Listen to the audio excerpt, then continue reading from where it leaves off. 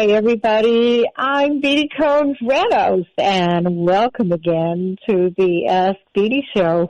And these days, I think that we all need somebody to talk to. That is for sure. I mean, just think, we're now going into the second month where we're dealing with the coronavirus reality, and I think in the beginning, including myself, it was like, no, this really cannot be happening, and it's just going to disappear within a couple of days or a couple of weeks. But of course, the reality is very, very, very different. You know, we're now dealing with the impact of the virus on our lives, on our jobs, on our health, on our social relationships, of course, our mental health. You know, people, millions and millions of people around the country here in the United States are asking the questions, am I going to be able to pay my rent, buy food, basic things, the stress on our relationships? Am I going to lose my business?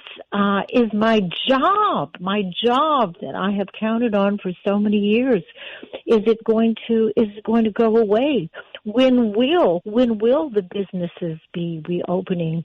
The social isolation that so many people are really having to deal with.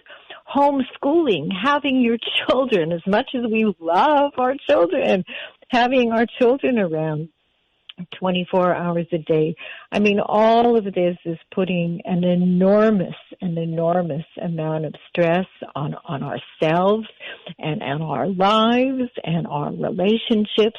And what's really interesting, and I think it's a positive thing, is that calls to mental health helplines are surging. And that's a good thing. I think that people need to reach out. I think that we need to reach out not just if there is a crisis, and not just if there is a coronavirus pandemic, but if we're feeling overwhelmed, whether or not we're talking about our depression, there's just feeling that it is over the top, or the anxiety that just doesn't seem to go away regardless of what we do. We're exercising, we're meditating, we're breathing. So I think it's a good thing that people are really giving themselves permission to reach out and ask for help. And of course, the reaching out and ask for help number here on the Ask Beatty Show is 888-874-4888. And I also want to remind you is that the Progressive Radio Network, we have a voicemail, and you can leave me any questions or comments that you may have about anything that I'm talking about on the show, or whether or not you have any personal issues that you would like to discuss with me. And that voicemail number is 862-800-6805. Again, that's 862-800-6805. And what some of the studies are showing is that Americans are really doubling down on our worst habits to cope with emotional stress related to the virus. For example, this is these were numbers that really actually surprised me. Alcohol sales have jumped, with spirits up to 75%.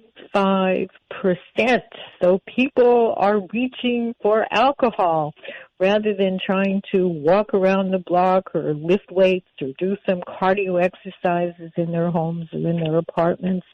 Wine sales are up 66%, and beer 42%. In March, cannabis reached an all-time high in this month of March, even though medical experts warn us that marijuana and vaping and tobacco may actually increase the risk of the virus. People are typically exercising less and eating more, not a good thing. And there may also be some long-term effects of post-traumatic stress disorder, depression, and anxiety as a result of what is going on with the coronavirus and the consequences of this virus that is affecting all of us to a greater or lesser degree.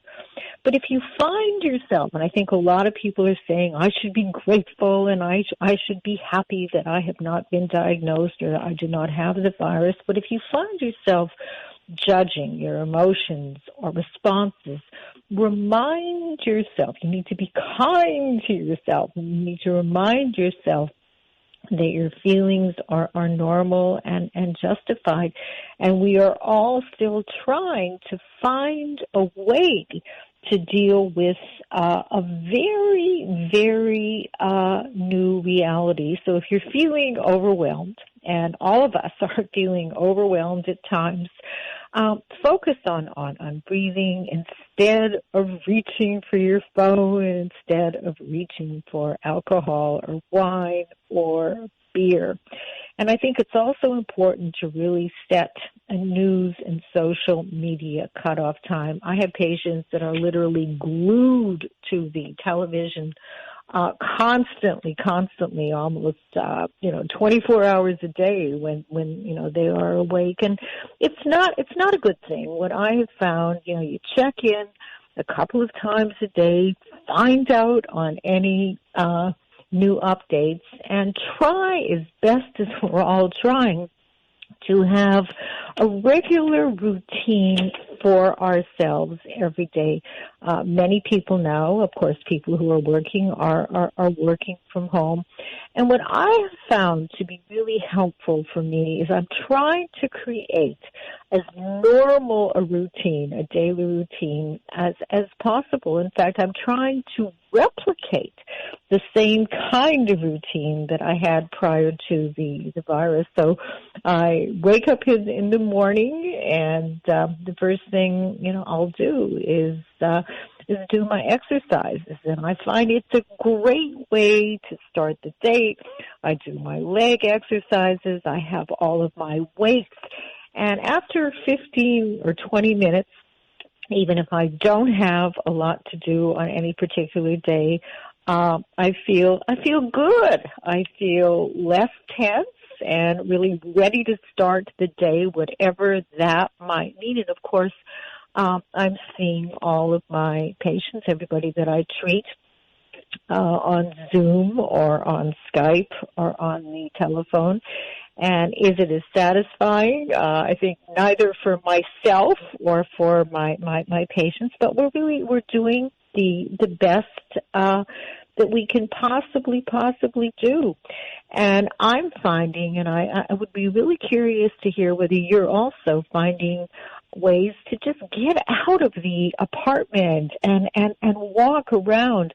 And of course, we're wearing our masks and our gloves, and we're practicing social distance. But it does make a big difference. Yesterday, Sunday, was a beautiful day, and I took Cha-Cha, our little dog, for about a 2-mile walk. And there were people, of course, walking around, and joggers running in Riverside Park here in New York City. But everybody, it was really interesting. People were all wearing masks, as was I, and gloves, and maintaining social distance. And we were really able to, I think, for the most part, put the virus crisis aside for even a short period of time and enjoy the day and look at the sky and take in the beauty of the blossoming trees and flowers. And I think that we all need to do good things for ourselves every single day to just break the monotony and to help us deal with our fears and our scares and our worries and our anxieties. And also how important it is, and I know Dr. Gary Null, he's been reminding us about this for years and years and years, but it is really important to eat healthily. I know it's easy. It's easy to just go, and if there's a store open, to grab a slice of pizza. But let's try really to keep in mind the importance of eating healthily, since we do need to keep our immune system strong. And, we do need to keep a check on how much sugar and, again, how much alcohol we are consuming. And to be able to understand, and I say this to myself and my husband Jim and I, we talk about this a lot. There's certain things in life that we really have absolutely no control over at all. But there are many, many things in life, even during this crisis time, that we do. And we can get regular sleep. And we can eat properly, and we can move around, and we can reach out to friends and family, whether or not it's on the phone or on the computer, so that there are things that we are able to do that are really in our best interest. Nothing is perfect. We may never go back to life as it was, and yet how important it is to ask ourselves every single day and to remind ourselves of all of the really positive things that we can do, that we have control over in our lives, to improve the quality of our lives and the quality of our relationships. And of course, you hear me talking about this all the time, the importance of exercising. And what I have discovered, and I typically was going to a gym 3-4 times a week, but I don't even miss going to the gym. I'm finding that having weights at home and doing cardio exercises, and I have found some really, really great online workouts where there's music, and I'm able to look at a teacher who's teaching us different kinds of moves, so that we're able to keep ourselves moving and keep ourselves fit, even though life has changed so much in the last couple of months. And also the importance of getting sufficient sleep.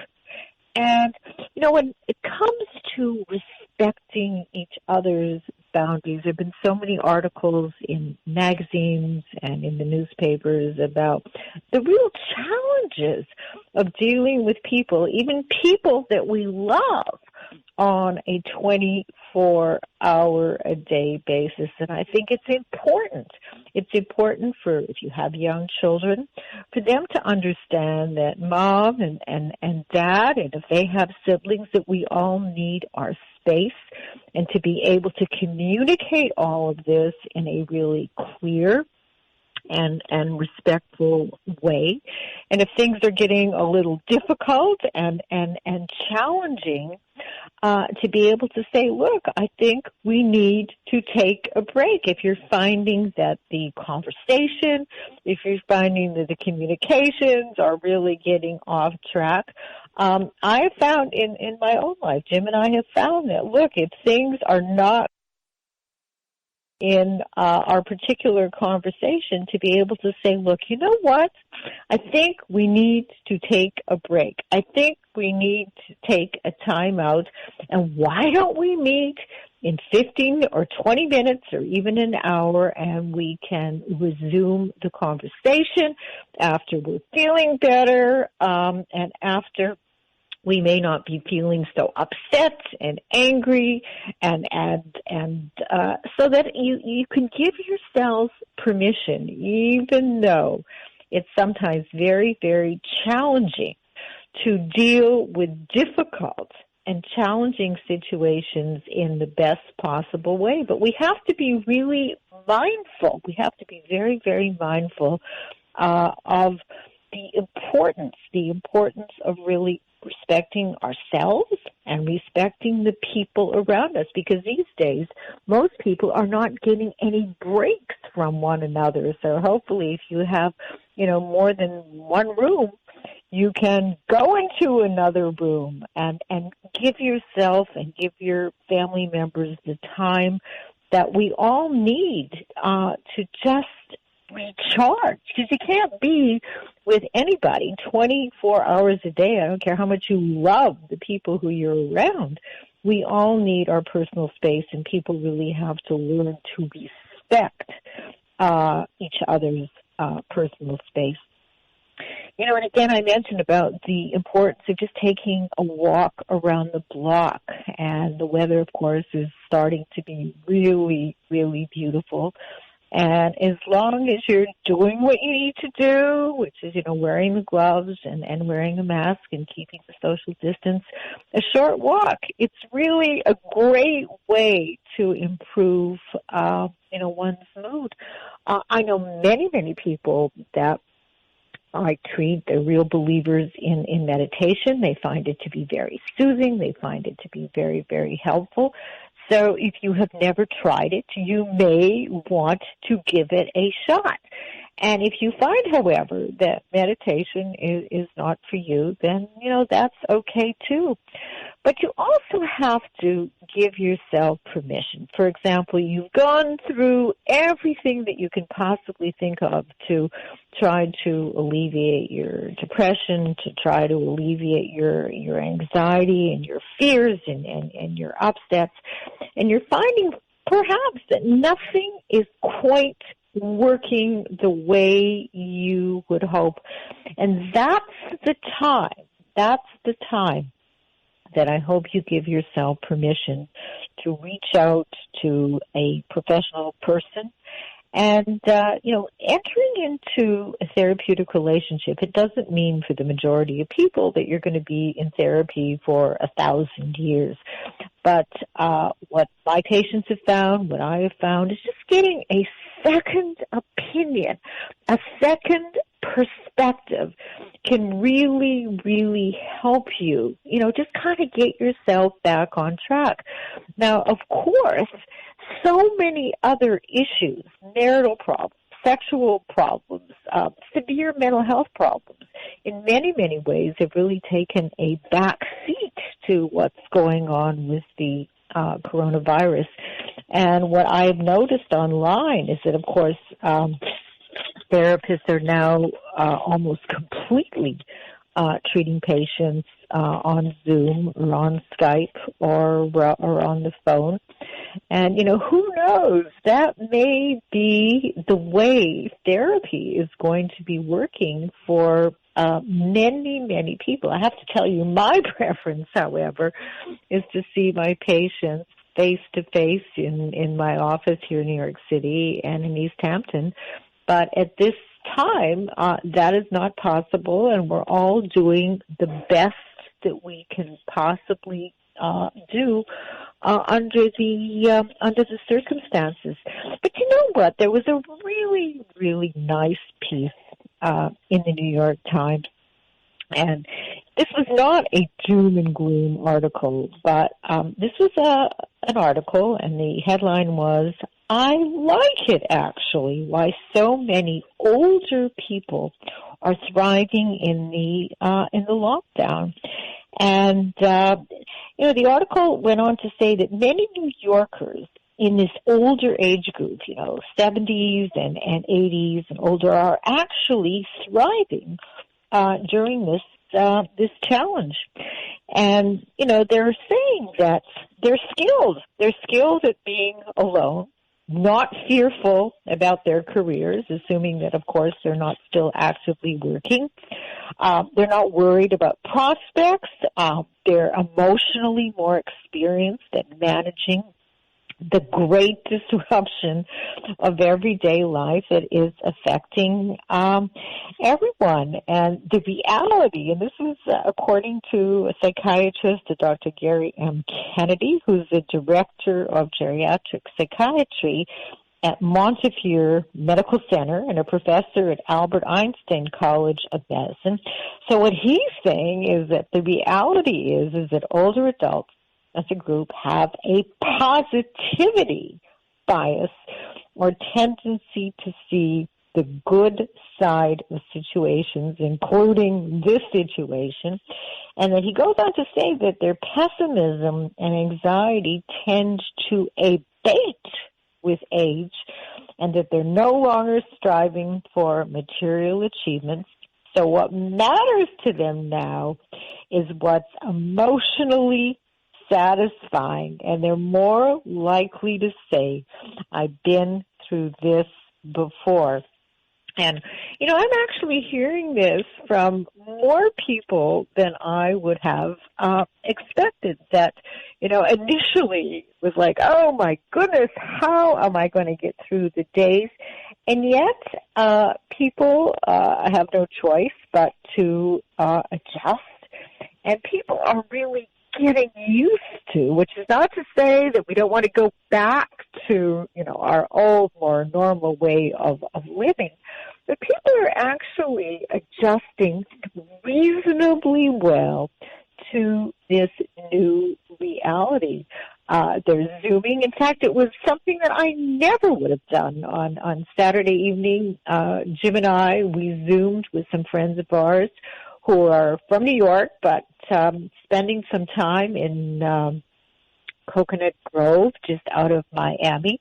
They kind of got caught there because they certainly were not going to be coming back to New York City because here we are in the middle of everything here in New York. And in 1,000 years, this is never something that I would have done. But it was fun. It was actually fun. And many of my friends, my women friends from various different women's business organizations, they're scheduling, in quotes, cocktail parties or meetings. And it's kind of nice. It's kind of nice to see people on the screen. It's not something that I ever would have wanted to do. I was not a therapist who was ever really considering doing therapy on Zoom or on Skype.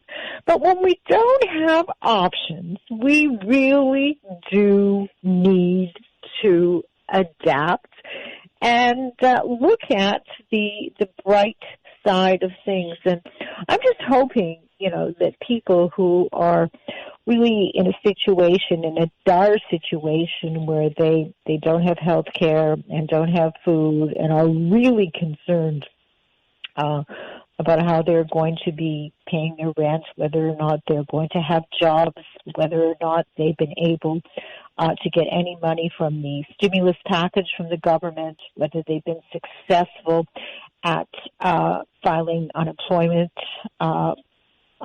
benefit requests, that people are finding a way to come together and to help each other in the best possible ways until hopefully this tide is going to turn.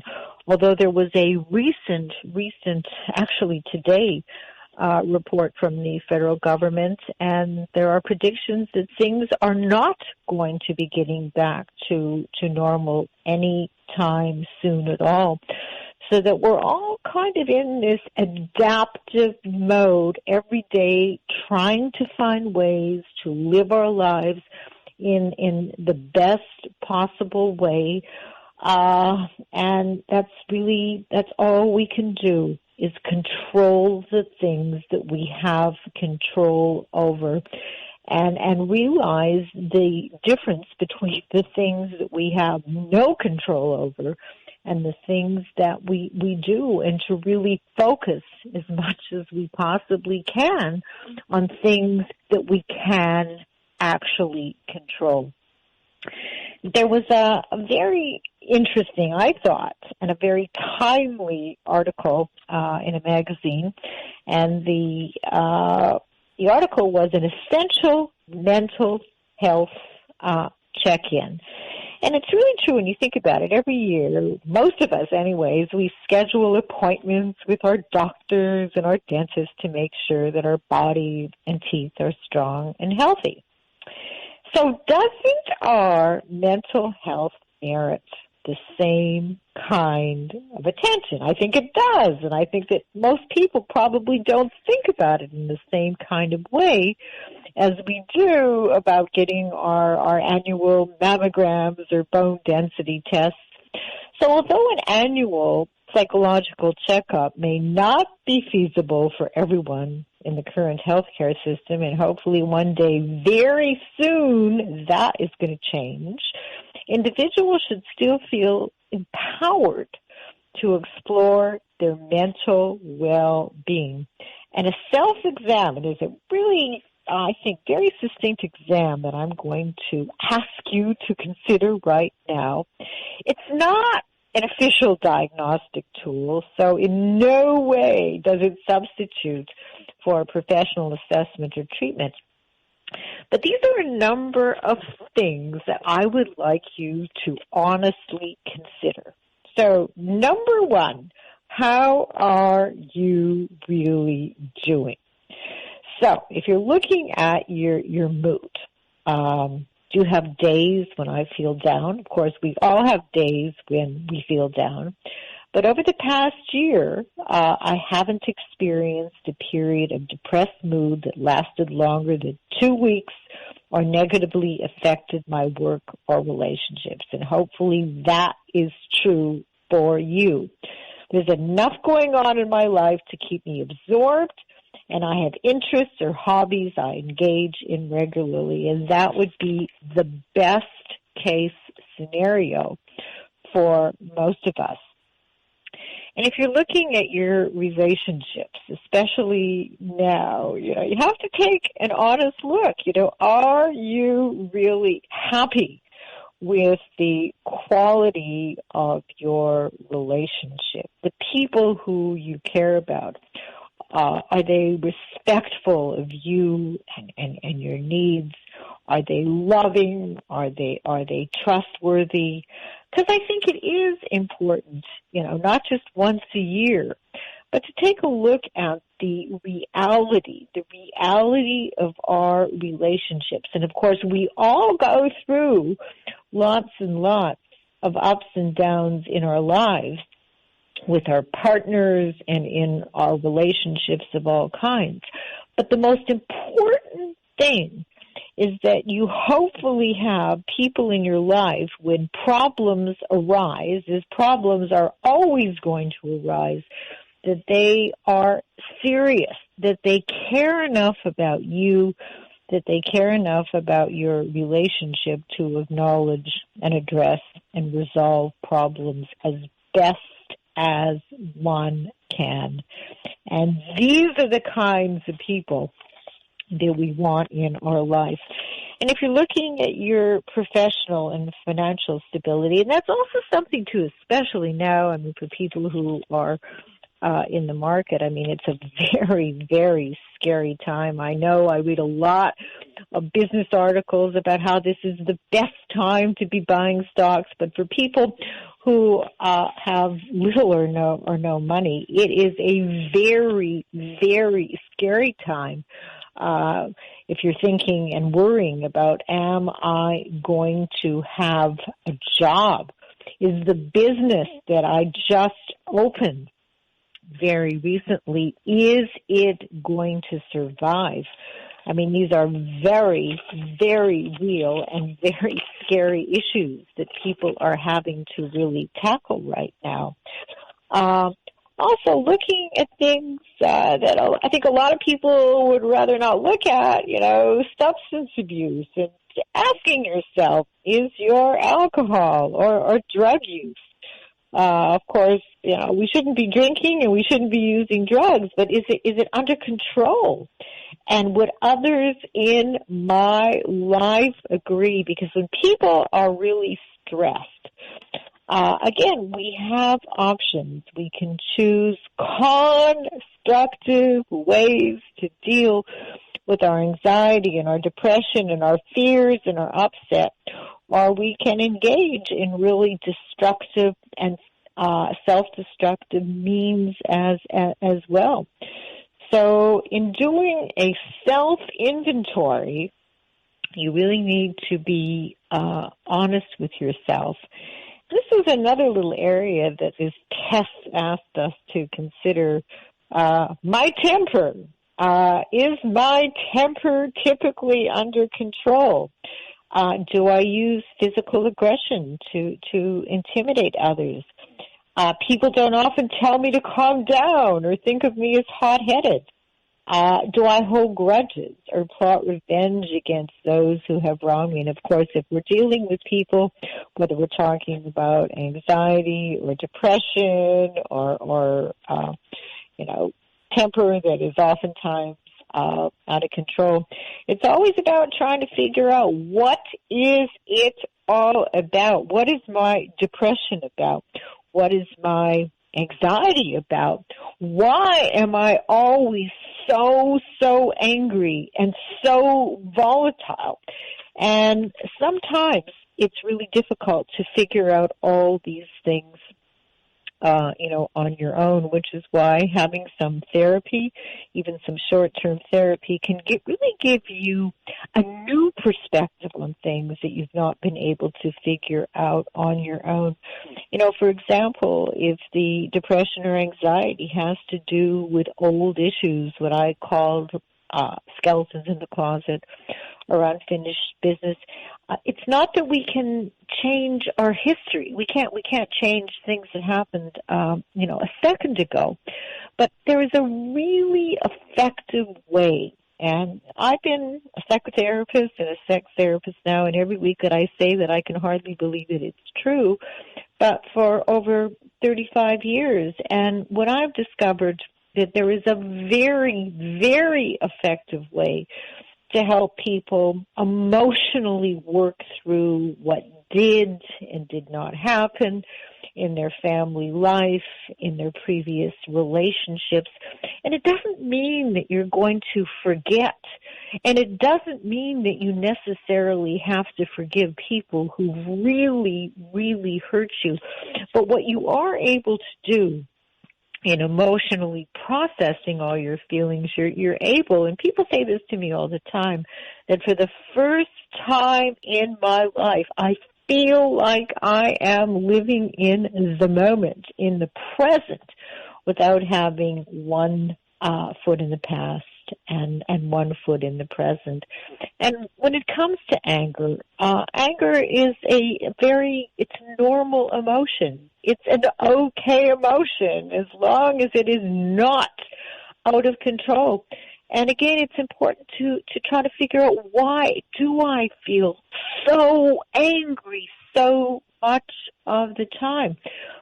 Many people don't know, but this is also something that can be explored so that you're able to better understand what is your anger all about, what is your temper all about, because typically underneath the volatility and the anger and the temper are feelings of sadness and depression, and with a lot of people, feelings of disrespect. And if we're looking at our physical health, we have to be honest with ourselves. Are we physically in a good place? Are we eating properly? Are we getting enough sleep? Are we exercising? And if we find that we are not on top of our game, of course, the real question then becomes, what am I going to do about it? And the doing is tough. It's easy to acknowledge that there is a problem. I'm not sleeping enough. I'm using too many drugs. I'm drinking too much. My mood is out of control. But then, ultimately, we need to make a decision. And that decision has to do with being serious about dealing with the things that get in the way of our lives and our relationships. And it's not an easy thing to do. But if we are not serious, then life can really get out of control. And that's one of the things about having been a competitive athlete all my life. We needed to have a lot of structure. There was a lot of discipline and a lot of self-discipline that goes into being a successful artist, a successful athlete, and the discipline part is not easy. I mean, there are days I'm sure that many professional athletes would rather not work out, would rather, not get enough sleep, would eat too much and drink too much. And yet if we're going to do what is truly in our best interest, we need to be mindful. And what I ask my patients to do, and everybody that I treat knows that before they leave my office, I give them the same homework assignment every single week. And that assignment is to be very mindful as they go through their days, as they navigate their interactions with people and with themselves, that they are doing things that are actually in their best interest. And it's that kind of mindfulness that really can propel us onto a good path where we're being good to ourselves, where things are working out well. Or on the other hand, if we are not mindful, it's very easy for many people to just fall prey to a very destructive and self-destructive way of life. And I would say that the majority of people who contact me for therapy, it's the relationships that have been the number one problem for most of the people who find themselves in therapy with me, that the relationships have not been constructive relationships. And what many people have told me and many people have experienced is that they may change partners, but the dynamics in the relationships are not changed, and they get to a place in their lives where instead of blaming their partners, why is this person, not loving, or why is this person not present, where they get to a point, and I think we all need to get to this point sooner or later, where we have to look at ourselves and we have to ask ourselves the question, what is it about us that we continue as an example to find ourselves in relationships with people who have very little or nothing to give us? And that is the beginning when some real change can take place. Before the show, I received an email from a woman. And this woman lives in New York City, and her boyfriend lives in Connecticut. And she's actually spending some time with him. They both self-quarantined for a number of weeks, and she decided that she wanted to, get away from New York City and spend some time with her boyfriend. So I gave her my blessings, and off she went. However, what's been happening is that he has not been taking all of the necessary precautions when he goes out to work. He wears his mask sporadically. He frequently does not wear the gloves. She told me that they were out in a park a couple of days ago, and that he was not maintaining social distance, and that she was finding that she was becoming more and more stressed. So I wrote back very quickly because I told her that I wanted to discuss this on the show. And I think that it has much less to do with the coronavirus than it has to do with consideration for one's partner. If you have a partner, if you're lucky enough to be in a good relationship and your partner is saying to you, it's really important for me, particularly under these circumstances, that you maintain social distance, that you do wear a mask when you go out, that you do wear gloves, even though you may think you're overreacting, although the certainly the federal guidelines are very, very clear, and these guidelines are to protect us. They are not to control us. But if your partner is not considerate of your feelings, it really has much, much less to do with the fact that we are in the midst of a pandemic, and much more to do with the fact that, what is it about your partner that is not sensitive, that is not empathic, and is not interested in hearing your feelings about what it is that's making you uncomfortable. That is the real issue. So this woman is going to have to decide for herself what she is going to do. She has a number of options. She can continue to feel stressed. She can continue to feel bad. She can continue to talk to her boyfriend and say, look, this is really important for me that you maintain the precautions that we are being told that we need to maintain to protect our health, to protect your health, to protect my health.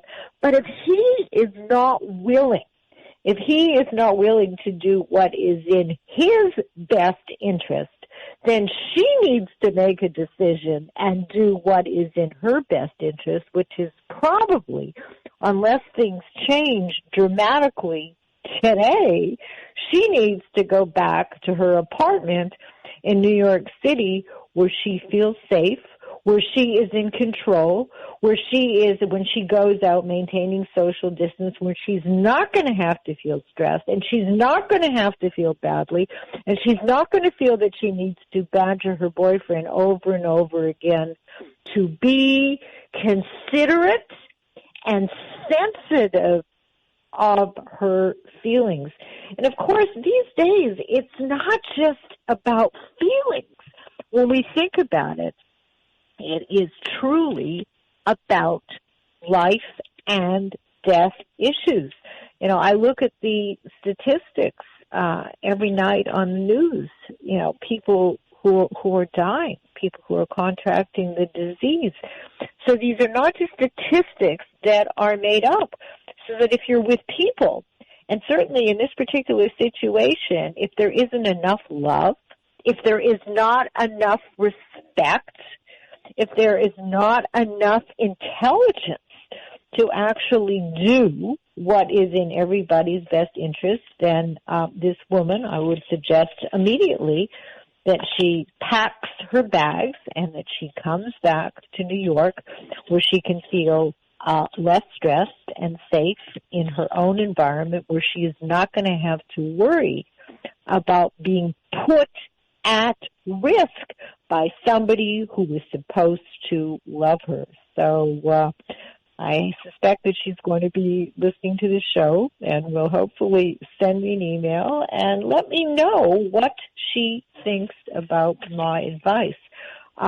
When we're in situations when we have partners who are not willing, and it's not just about the coronavirus, where they are not willing to sit down and discuss and think about compromises and trade-offs, moving toward a win-win resolution. This is not about being right, and this is not about the other person being wrong.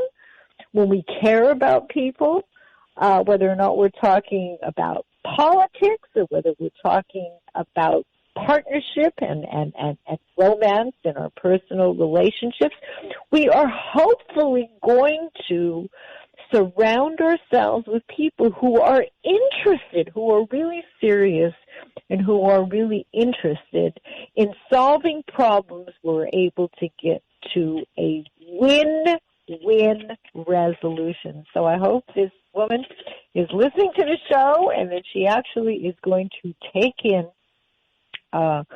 my good advice. Last week, too, and I thought this was something that I really wanted to just mention to you. There was a short little article in the New York Times, and the heading was that science offers a simple and effective way to bolster our own emotional health. And what do you think that science offers. And the answer, of course, is to help yourself. If we're really going to help ourselves, we need to start by helping others.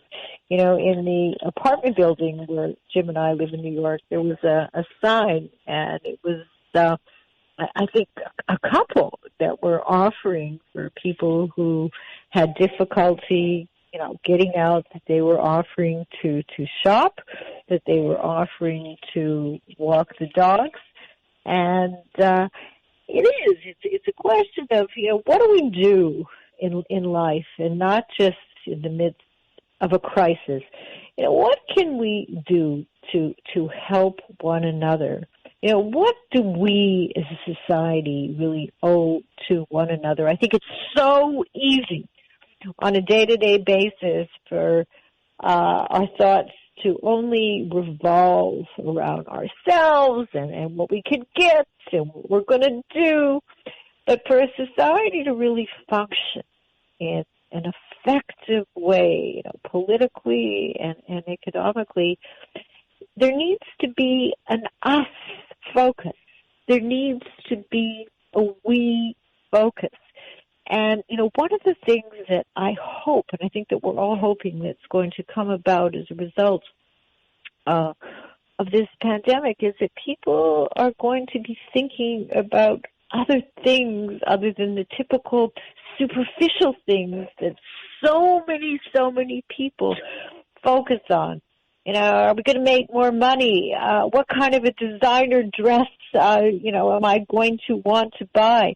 I think this has really forced us. It's forced us to realize that we're all equal. It's true, regardless of our culture, our religion, our occupation, our financial situation, or how famous we are. This disease, the coronavirus, it treats us all equally, and perhaps we should too. And this was something that was written by Bill Gates. And I thought this was a really beautiful piece that he actually wrote, because it's a time where it's reminding us that we are all connected, and something that affects one person has an effect on another. And it is reminding us that the false borders that we have put up have little value, as this virus does not discriminate and does not need a passport. It is reminding us, by oppressing us for a short period of time, of those in this world whose whole life is spent in oppression. It's also reminding us of how precious our health is and how we have moved to neglect it through eating poor foods, manufactured food, and drinking water that is contaminated with chemicals upon chemicals. Because if we don't look after our health, and of course if we don't look after our environment, we of course get sick. And it is also, and I think that this is so true, it is reminding us, and I talk about this a lot, of the passing of time, of the shortness of life, and what is most important for us to do, which is to help each other, especially those who are old or sick. And our purpose is not just to go to stores and buy rolls and rolls of excessive toilet paper and things that we really don't need. And Bill Gates goes on to say that this virus is also reminding us of how materialistic our society has become, and how when in times of difficulty, we remember that it's the essentials that we need, the food, the water, and medicine. And, you know, talking about essentials, have you thanked the delivery person who may be delivering your food? Have you thanked the postman who, despite what's going on, is delivering our mail every single day? Or the people in the grocery stores who are coming to work every day, who are putting foods on the shelves that we are able to purchase. And, you know, one of the people that I have not thanked today, and I want to really thank today, is Jesse, our producer here at the Progressive Radio Network. How you, Jesse, are able to manage and navigate us and the shows and the Skype and the phone and everything else is something that is, it's really a tribute to who you are and to your commitment to the Progressive Radio Network. So I wanted to make sure that today that I really, really thanked you a lot for everything that you're doing. And I know that Dr. Gary Null and all of us, all of the hosts, really appreciate you. And we must never be remiss in expressing our appreciation to all the people who contribute to our lives in little and big ways. So I'm actually looking at the clock. I'm in my office here in New York City. It's not as much fun as being at the Progressive Radio Network studio, but I want to thank you all for listening and tuning in every week here on the Ask Beatty show. Today is actually the 297th show that I've done here on the Progressive Radio Network. So I hope that this has been a fruitful show for you, and I hope that the rest of the day is going to go well, and I will talk with you next week and every other week. So take good care. Be safe, be sane, and I'll talk to you next week. What the world